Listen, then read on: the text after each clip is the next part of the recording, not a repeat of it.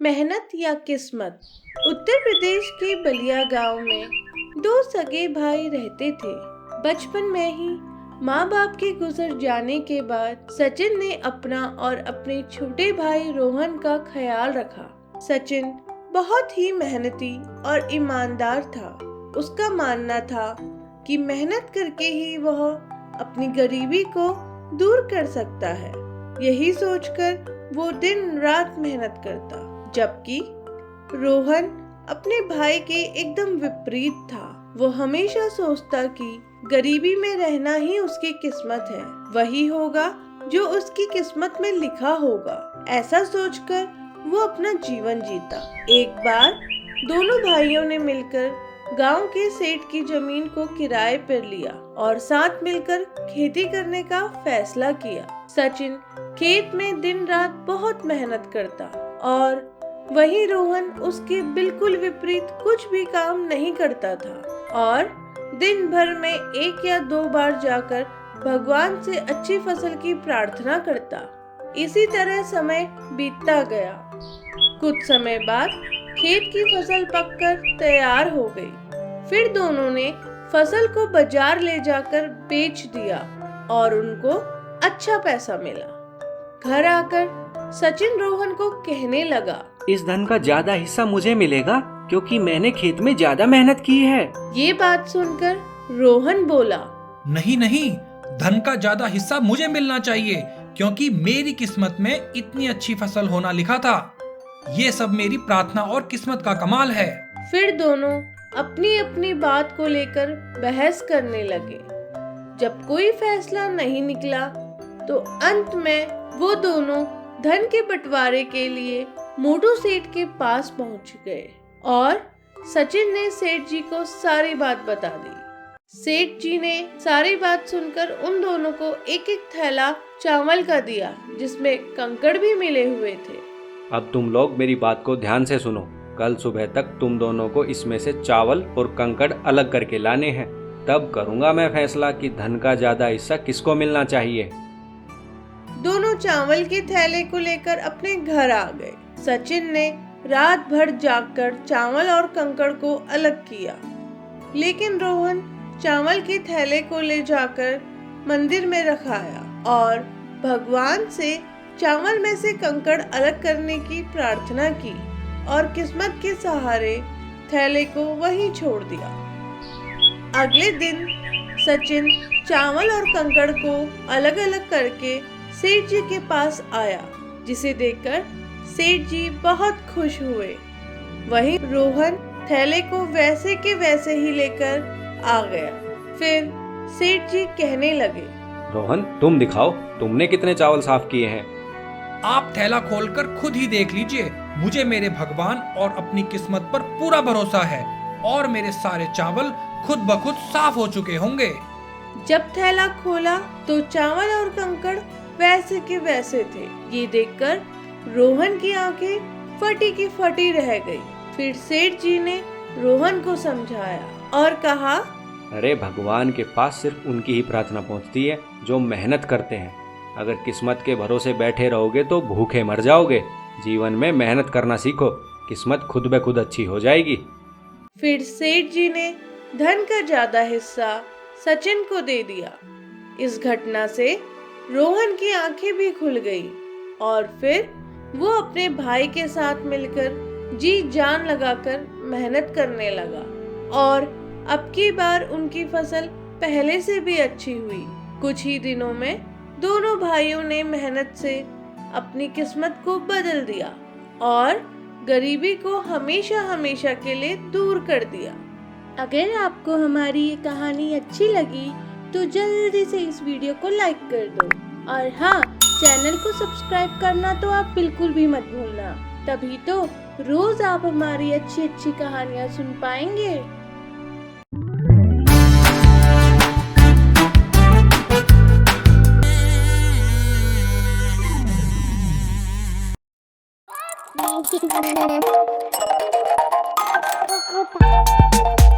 एक बार की बात है, जंगल के पास ही में एक बहुत सुंदर गांव था। उसी गांव में एक किसान भी रहता था। उसका नाम भोलू था। भोलू के पास एक मुर्गी भी थी जिसका नाम मिनी था। मिनी रोज एक अंडा देती और भोलू पूरे हफ्ते के अंडे इकट्ठा करता और फिर उनको बेच देता था। इसके बदले उसको कुछ पैसे मिलते जिससे उसका और मिनी का गुजारा हो जाता था। एक दिन जंगल में एक शैतान बंदर जिसका नाम चंपक था, वो खाने की तलाश करता हुआ गांव में आ गया और उसकी नजर मुर्गी के दिए हुए ताजा अंडे पर पड़ी। अंडे को देखते ही चंपक के मुंह में पानी आ गया और उसने देखा कि अभी तो मुर्गी भी आसपास नहीं है, तो चुपचाप जाकर उसने अंडे को चुराया और मुंह खोलकर सीधा अपने मुंह में डालकर खा गया और फिर तुरंत ही वहां से रफू चक्कर हो गया। कुछ ही देर में रोजाना की तरह भोलू जैसे ही अंडा लेने के लिए आया तो उसको वहां अंडा नहीं दिखाई दिया। अंडा न मिलने से वो बहुत निराश हो गया और ये सोचकर चला गया शायद आज मुर्गी ने अंडा नहीं दिया। वहीं दूसरी ओर मुर्गी कुछ देर में वापस आई तो उसको भी अंडा नहीं दिखाई दिया। उसको लगा कि मालिक अंडा ले गए होंगे। अगले दिन मिनी अंडा देकर रोज की तरह अपना दाना खाने के लिए निकल गई। तभी ताक में बैठा हुआ चंपक चुपके से आता है और अंडा खाकर वहां से भाग जाता है। भोलू को फिर अंडा नहीं मिलता। ऐसा करते करते कई दिन बीत जाते हैं। अंत में भोलू गुस्से से भर गया और मिनी से कहने लगा, अरे क्या बात है मिनी, तबीयत तो ठीक है ना तुम्हारी? कई दिनों से देख रहा हूँ तुम अंडे नहीं दे रही हो। बिना अंडों के कैसे गुजारा चलेगा हमारा? मालिक, मैं तो रोज अंडा दे रही हूँ और जब मैं वापस आती हूँ तो अंडा वहाँ नहीं मिलता। मुझे लगा आप ले गए होंगे। अगर रोज अंडा दे रही हो तो मुझे क्यों नहीं मिलता अंडा? क्या धरती निकल गई या आसमान खा गया इस अंडे को? अगर कल अंडा नहीं मिला तो तुम्हें कसाई को बेच आऊंगा। कसाई का नाम सुनते ही मिनी डर गई और अगले दिन वो अंडा देकर वहां से चली गई। और जैसे ही वो गई, अंडा चोर बंदर आया और अंडा खाने लगा। लेकिन बंदर को ये नहीं पता था कि इस बार मिनी छुपकर सब देख रही थी। अंडा खाने के बाद हमेशा की तरह बंदर वहां से भाग गया। तभी तुरंत ही मिनी ने ये बात जाकर अपने मालिक को बताई। मिनी की बात सुनकर भोलू समझ गया कि असली माजरा क्या है। फिर उसने अंडा चोर बंदर को सबक सिखाने के लिए एक तरकीब लगाई। अगले दिन मिनी ने जैसे ही अंडा दिया, भोलू ने तुरंत ही वो अंडा तो उठा लिया और उसकी जगह नमक से बना हुआ नकली अंडा रख दिया। भोलू ने वो नकली अंडा पहले ही तैयार करके रखा हुआ था, जिसमें अंदर से तो लाल मिर्च भरी हुई थी और बाहर से नमक का बना हुआ था। अब भोलू और मिनी दोनों छुपकर इंतजार करने लगे। रोज की तरह चंपक आया और अंडे को उठाकर सीधा अपने मुंह में डाल लिया। नमकीन और अंदर से मिर्च भरे हुए अंडे को खाते ही चंपक की हालत खराब हो गई। अब वो तेज तेज चिल्लाने लगा और पानी ढूंढने लगा। और पानी पीने के लिए जैसे ही वो कमरे के अंदर गया, पहले से ताक में बैठे हुए भोलू ने डंडे से अंडा चोर बंदर की जमकर धुनाई कर दी। बड़ी मुश्किल से चंपक वहां से अपनी जान बचाकर भागा। इस धुनाई के बाद चंपक की अकल भी ठिकाने आ गई और भोलू और मिनी का जीवन भी शांति से गुजरने लगा।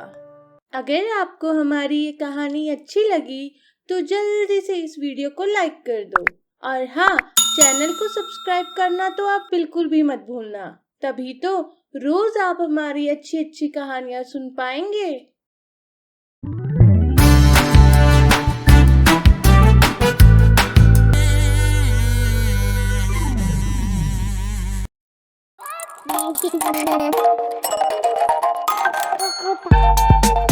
मोहनपुर नाम का एक बहुत सुंदर गांव था। उस गांव में सभी लोग आपस में मिलजुल कर रहते थे। उस गांव में परचून की सिर्फ एक ही दुकान थी और उस दुकान के मालिक को सब मोटू परचून वाला कह के बुलाते थे।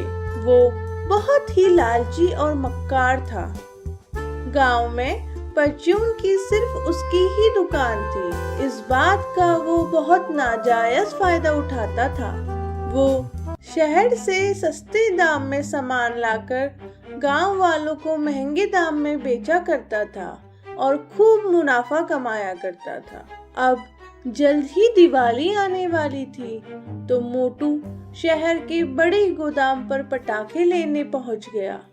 मोटू को देखकर गोदाम का मालिक रामलाल कहता है, अरे आइए आइए मोटू जी, अब की बार तो आप जल्दी आ गए दिवाली का सामान लेने के लिए। और बताइए कौन कौन सी ब्रांड के पटाखे पैक करवा दूं आपके लिए। आजा भाई छोटू, पैक कर दे। अरे गांव वालों को ब्रांड का कुछ नहीं पता, उनको तो पटाखों से मतलब है। अगर उन्हें ही ब्रांड का सामान भेजूंगा तो मेरा ये मोटा पेट कैसे भरेगा। तुम तो मुझे पिछले साल के वो पटाखे दो जो तुमसे अब कोई भी नहीं खरीद रहा। तुम तो अब उसे कूड़े में ही फेंकोगे। तो इससे अच्छा तो ये है कि तुम उसे मुझे दे दो, मैं बदले में तुम्हें कुछ पैसे दे दूंगा। इससे तो तुम्हारा भी फायदा हो जाएगा और मेरा काम भी बन जाएगा। इस दिवाली मोटा पैसा भी तो कमाना है। फिर मोटू सारे पुराने पटाखे लेकर गांव आ जाता है और गांव के बच्चों को महंगे दामों में बेच देता है। दिवाली वाले दिन सरपंच जी का लड़का भी मोटू की दुकान के लाए हुए पटाखे चलाने की कोशिश कर रहा था, लेकिन कई पटाखों को आग लगाने के बाद भी किसी में भी आवाज नहीं हुई। ये सब सरपंच जी भी दूर खड़े होकर देख रहे थे। फिर निराश चिंटू अपने पापा के पास गया और कहने लगा, पापा मेरा एक भी पटाखा नहीं फूटा। इतने में मोहनलाल भी वहां आ गया और सरपंच जी से कहने लगा, अरे सरपंच साहब, क्या बात है, गांव में सब ठीक है ना? इस दिवाली तो पटाखों की आवाज ही नहीं आ रही, लग ही नहीं रहा गांव में दिवाली मनाई जा रही है। अगले ही सुबह एक व्यक्ति सरपंच के पास आया और कहने लगा, सरपंच जी, मुझे मोटू परचून वाले के खिलाफ शिकायत करनी है। एक तो उसने बहुत महंगे दामों पर पटाखे दिए और उसके बावजूद उसमें से एक भी नहीं चला और सारे के सारे पटाखे खुशी निकल रहे हैं। इतने में कुछ लोग और आ गए और सभी के पटाखे नहीं चल रहे थे। फिर सरपंच सभी को लेकर मोटू की दुकान पर पहुंच गए। अरे ओ मोटू, लोगों का कहना है तुम्हारी दुकान से लिया हुआ एक भी पटाखा नहीं फूटा। यहाँ तक कि मैंने भी देखा है, तुम्हारे सारे पटाखे खुद से निकल रहे हैं। क्या चक्कर है तुम्हारा, कहाँ से लाए इनको? अरे सरपंच जी, अब घर में थोड़ी ना बनाता हूँ ये पटाखे, आगे से ही ये ऐसे आए हैं। अब इसमें मैं क्या करूँ? आगे से कहाँ से? वो शहर वाले रामलाल जी के गोदाम से। रुको जरा, मैं अभी पता कर लेता हूँ असली माजरा क्या है। रामलाल तो मेरा दोस्त ही है। फिर सरपंच ने शहर वाले गोदाम के मालिक के पास फोन लगाया और कहने लगे, अरे रामलाल जी, कम से कम मेरी दोस्ती का तो ख्याल रख लेते। आपने हमारे गांव के मोटू को कैसे पटाखे दिए हैं? एक भी पटाखा नहीं फूटा इसका। अरे सरपंच जी, इसमें मेरी कोई गलती नहीं है। मैंने तो मोटू से पहले ही कहा था कि भाई पटाखे पुराने हैं, मत लेकर जाओ, ये चलेंगे नहीं। पर उन्होंने मेरी एक भी नहीं सुनी और कूड़े के भाव में सारे भूसी पटाखे लेके चले गए। बोल रहा था कि इस बार दिवाली में मोटा पैसा छापूंगा।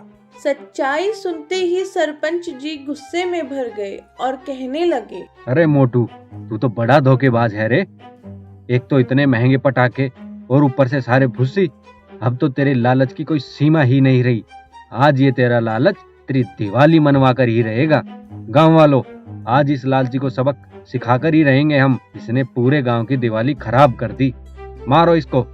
और फिर गुस्से में भरे लोगों ने लालची मोटू परचून वाले की जमकर धुनाई कर दी और उसकी सारी अकल ठिकाने लग गई। अगर आपको हमारी ये कहानी अच्छी लगी तो जल्दी से इस वीडियो को लाइक कर दो और हाँ, चैनल को सब्सक्राइब करना तो आप बिल्कुल भी मत भूलना। तभी तो रोज आप हमारी अच्छी अच्छी कहानियां सुन पाएंगे।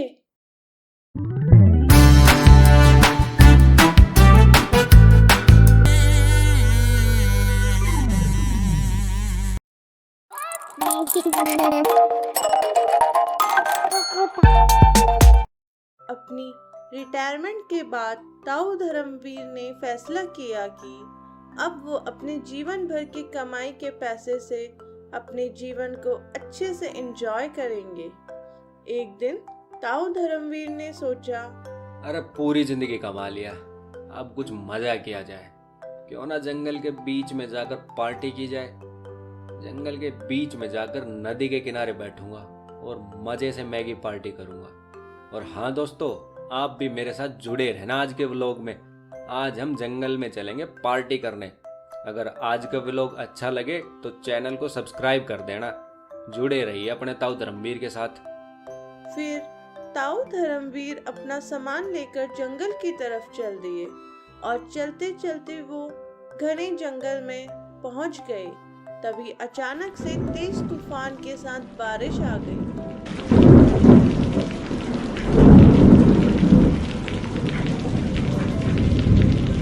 ताऊ को इस बात का तो अंदाजा ही नहीं था कि ऐसा कुछ भी हो सकता है। अब वो भीगने से बचने के लिए इधर उधर देखने लगे। तभी ताऊ की नजर एक गुफा पे पड़ी और ताऊ धर्मवीर भीगने से बचने के लिए गुफा के अंदर चले गए। वहां जाकर ताऊ की नजर वहां रखी हुई एक बोतल पे पड़ी। बोतल को देखकर ताऊ बहुत खुश हो गए और सोचने लगे, अरे जो होता अच्छे के लिए ही होता है। अगर बारिश ना होती तो ना मैं इस गुफा में आता और ना मुझे ये सालों पुरानी सोमरस की बोतल मिलती। अब तो इस गुफा में मजे ही मजे हैं। मैगी बनाऊंगा और साथ के साथ इस सोमरस को भी पीऊंगा। जरा थोड़ा टेस्ट करके देखता हूँ कि स्वाद कैसा है इसका। ऐसा सोच के जैसे ही ताऊ ने बोतल का ढक्कन खोला, तभी गुफा में एक तेज रोशनी हुई और रोशनी के हटते ही ताऊ को अपने सामने एक जिन दिखाई दिया। जिन को देखते ही ताऊ घबरा गए और कहने लगे, अरे अरे कौन हो तुम और अचानक से यहाँ कैसे आ गए? हा हा हा हा हा। मेरा नाम शाकाल है। मैं 900 साल पुराना जिन हूँ। एक जादूगर ने अपने जादू से मुझे इस बोतल में बंद कर दिया था। मैं कई सालों से भूखा प्यासा इस बोतल में बंद था, लेकिन किस्मत देखो, आज तुम्हारी वजह से मैं आजाद हो गया हूँ और अब तुम्हें खाकर अपनी भूख शांत करूँगा। हा हा हा हा हा।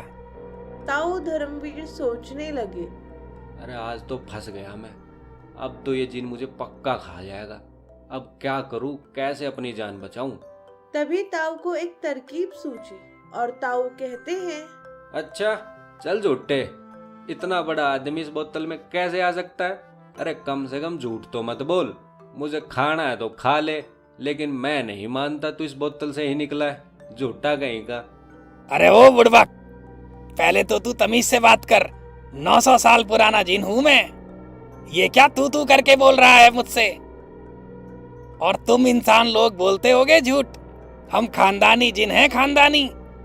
दोबारा मुझे झूठा बोला तो यहीं धुनाई कर दूंगा तेरी, समझा? और ये देख, अभी तुझे वापस इस बोतल में घुसकर दिखाता हूँ। और हड़बड़ी में जिन अपना रूप छोटा कर बोतल के अंदर चला जाता है और जैसे ही वो पूरी तरह से बोतल के अंदर गया, ताऊ धर्मवीर ने सही मौका देख बोतल के ढक्कन को फिर से बंद कर दिया और कहने लगे, अरे खाने से पहले मेरा नाम तो पूछ लेता, पता तो कर लेता मैं हूँ कौन। ताऊ धर्मवीर नाम है मेरा, होगा तू साकाल, लेकिन मैं भी तो भक्त हूँ महाकाल का। फिर ताऊ बोतल को वहीं पर रखकर अपने घर की तरफ चल दिए और जाते जाते कहने लगे, अरे भाई तुम्हारे लिए ही तो ये वीडियो बना रहा था, देखो ये जिन आज खा जाता मुझे। चलो अब जल्दी से सब्सक्राइब कर दो और लाइक करना तो बिल्कुल मत भूलना। और हाँ, ताऊ की ये बात हमेशा याद रखना, बुद्धि के सही उपयोग से ही हम बड़ी से बड़ी मुसीबतों से निकल सकते हैं।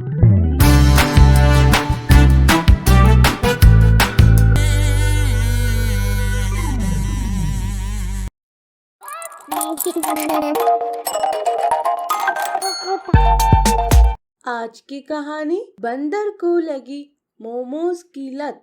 सालों पहले की बात है। मोहनपुर नाम का एक बहुत सुंदर गांव था। उस गांव में गोपाल नाम का एक व्यक्ति भी रहता था। गोपाल गांव के चौक पर मोमोज का ठेला लगाया करता था। गोपाल बहुत ही नेक दिल इंसान था। वो दिन भर मोमोज बेचता और मेहनत से कमाए हुए पैसों से अपना गुजारा चलाता था।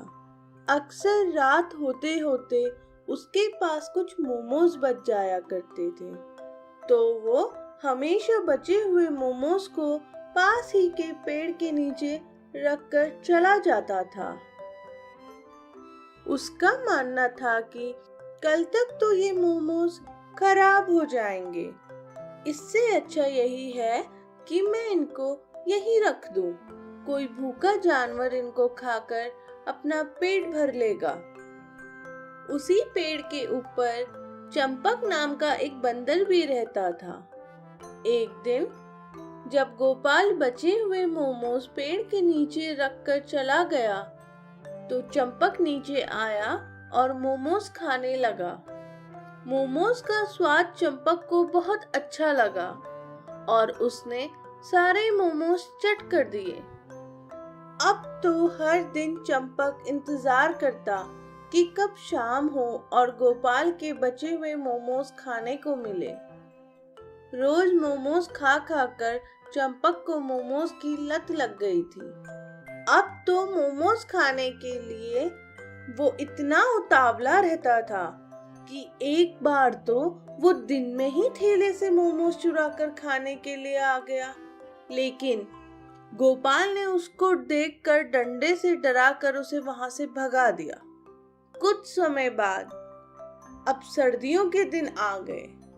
सर्दी आते ही मोमोज के शौकीन लोगों की भीड़ अचानक बढ़ने लगी। अब अक्सर गोपाल के सारे मोमोज बिक जाते और जिसकी वजह से हर शाम चंपक मोमोज के बिना ही रह जाता। अब दिन रात वो सिर्फ मोमोज को खाने के लिए तड़पता रहता। एक दिन गांव में दो लोग गोपाल के पास मोमोज खाने के लिए आए और मोमोज खाकर वो बिना पैसे दिए जाने लगे। तभी गोपाल कहता है, अरे भाई मोमोज के पैसे तो दे दो। अरे जानता भी है ये कौन है? कल्लू दादा बोलते हैं इनको। वो तेरी हिम्मत कैसे हुई कल्लू दादा से पैसे मांगने की? अरे कल्लू दादा, पैसे तो देने पड़ेंगे ना, अगर मोमोज खाए हैं तो। अगर पैसे नहीं देने थे तो मोमोज खाए ही क्यों? आंख दिखाता है और जुबान भी लड़ाता है। मन भर गया है क्या तेरा इस जिंदगी से? दिखाई नहीं देता? हम दो हैं और तू अकेला, यहीं पटक कर रगड़ देंगे तुझको। तभी एकदम से फिल्मी स्टाइल में हाथ में लठ लिए चंपक की एंट्री होती है और चंपक कहता है, ए थकेले, अकेला किसको बोला रे? अपुन है ना इसके साथ। अब बता, पैसे देगा के नहीं? चंपक को देखकर दोनों डर जाते हैं और कल्लू दादा का साथी कहने लगता है, दादा इसके साथ पंगा नहीं, मैंने सुना है इसने जिसको काट लिया उसके पूरे 14 सुएं लगते हैं, और वो भी पेट में। यहाँ से तो भागने में ही भलाई है। ये लो भाई आपके पैसे, गलती हो गई हमसे। और फिर पैसे देखकर दोनों वहां से अपनी जान बचाकर भाग जाते हैं। तभी गोपाल चंपक से कहता है, उस दिन मैंने तुम्हें डंडे से डराकर भगा दिया था, लेकिन फिर भी तुमने मेरी मदद क्यों करी? अरे बेड़ू, अपन को तेरे मोमोज की लत लग गई है रे बाबा। अगर तू यहाँ नहीं रहेगा तो मेरे को मोमोज खाने को कैसे मिलेगा रे? तू एक काम कर, अपन को अपनी दुकान पर काम पे रख ले, बदले में मुझे कुछ मोमोज दे देना खाने को। अब चंपक भी गोपाल के साथ मोमोज बेचने में उसकी मदद करता और रोज पेट भरकर मोमोज खाता। एक दिन मोमोज खाते खाते चंपक कहने लगा, अरे भाई लोग, अपन की तरह आपको भी मोमोज पसंद है तो इस वीडियो को लाइक कर दो और मेरी अगली स्टोरी के लिए चैनल को सब्सक्राइब कर दो। अरे सोच क्या रहे हो बेड़ू, ठोको ना लाइक, और हाँ, ये सब्सक्राइब का बटन दबाना मत भूलना। और ये देखो, वाह क्या मोमोज हैं ये। ए गोपाल भाई, थोड़ी लाल चटनी डालना रे बाबा। अगर आपको हमारी ये कहानी अच्छी लगी तो जल्दी से इस वीडियो को लाइक कर दो, और हाँ, चैनल को सब्सक्राइब करना तो आप बिल्कुल भी मत भूलना। तभी तो रोज आप हमारी अच्छी अच्छी कहानियाँ सुन पाएंगे।